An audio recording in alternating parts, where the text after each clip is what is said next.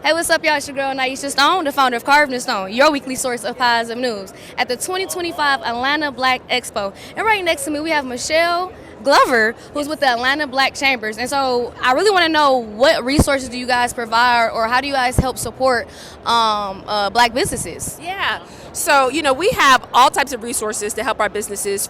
We have calls once every Tuesday. We have the Women's League. We have different committees within the organization to help people depending on what industry you're in. But we all want to provide our businesses, whether it's through our monthly meetings, through our weekly meetings, through our webinars, through even in-person events, to help our black businesses grow and scale. So we're all about creating our black businesses where they're profitable, sustainable, and competitive.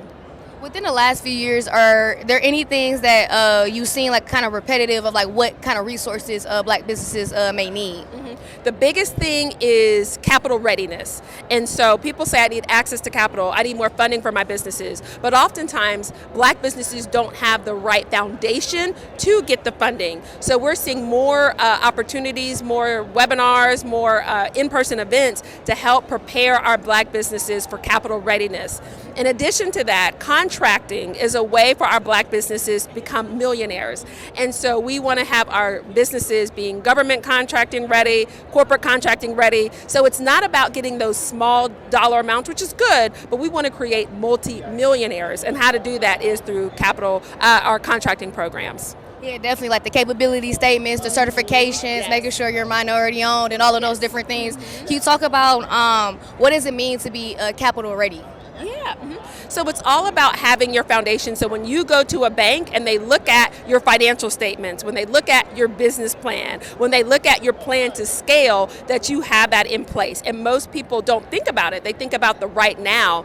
A bank is going to want to know, yeah, this is good for right now, but what is your plan moving forward? And so most businesses don't have proper financial statements. Most businesses don't have business plans about talking about how they plan to scale. And so we want to make sure our businesses have that. So when they go to the bank and they're looking at getting funding, that they are approved. And so banks are looking at risk. We want to eliminate as many risks as possible for our black businesses.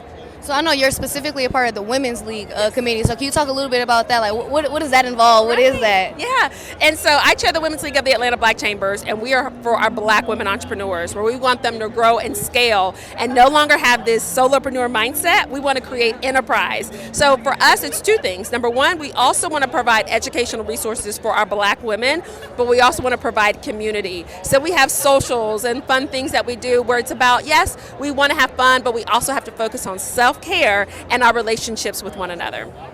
I love that. We definitely need to be here, especially as black women. Yes. And so my last question for you is, we're at the Atlanta Black Expo. Do you have any advice for business owners, black business owners? Yeah, so the biggest thing is, you should be here at the Atlanta Black Expo. That's the first thing.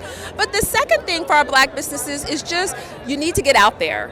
Sometimes we just don't go, or like, oh, I'm not sure, or oh, I don't go by myself. You've got to put yourself out there. You need to join organizations like the Atlanta Black Chambers to help you grow your community and your network. So if you're sitting kind of in your, by yourself and a solopreneur, you've got to get out there. That's the only way to grow, scale, and meet great people.